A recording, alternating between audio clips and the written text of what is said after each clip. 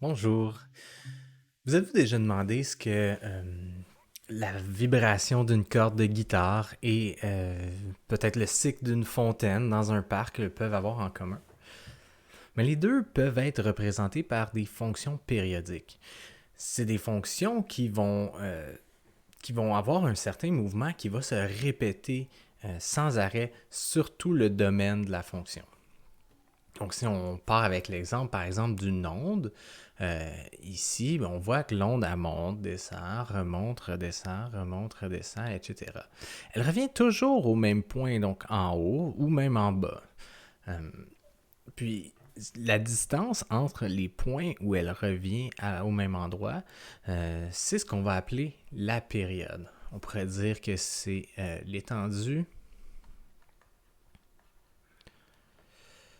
d'un cycle dans la fonction.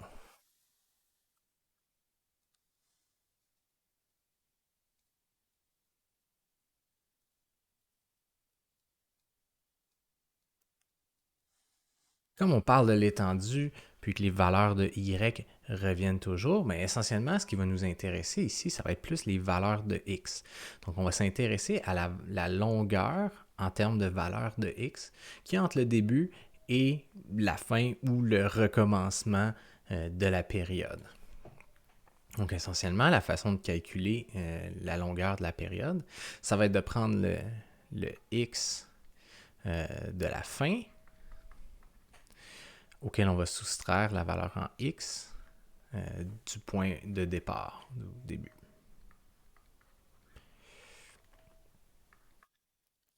On va représenter ça comme étant un t majuscule. C'est la période.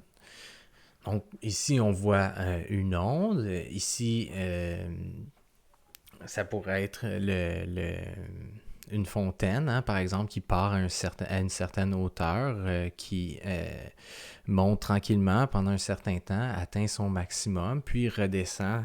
Le jet d'eau redescend. Peut-être qu'à force de redescendre, il se retrouve un peu au niveau, en dessous du niveau de l'eau, puis là, il remonte, puis là, à partir d'ici, il va repartir le même cycle. Donc, remonter, redescendre, faire sa transition, remonter, redescendre, faire sa transition. Et donc, ça serait le même principe, même si la fonction n'a pas l'air d'être un trait unique comme ça, là, ça ressemble plus à une fonction affine par partie, mais on peut quand même trouver la période ici. Donc, si on regarde, on a ce point-là ici, qui est le même, la fin de la période, le début de la deuxième. Hein, on pourrait dire que ça, c'est la première période, ça, c'est la deuxième, et ça, c'est la troisième. Donc, le début de la deuxième période est à 1, moins 2.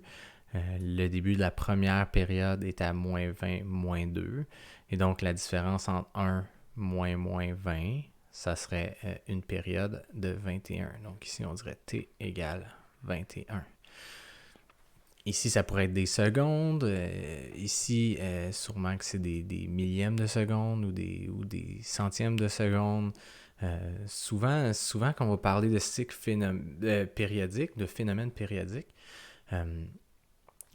on va avoir sur l'axe des X le temps. Euh, Pas nécessairement toujours, mais ça va arriver assez fréquemment. Donc, essentiellement, on va parler d'une période de temps euh, jusqu'au moment où la période recommence finalement.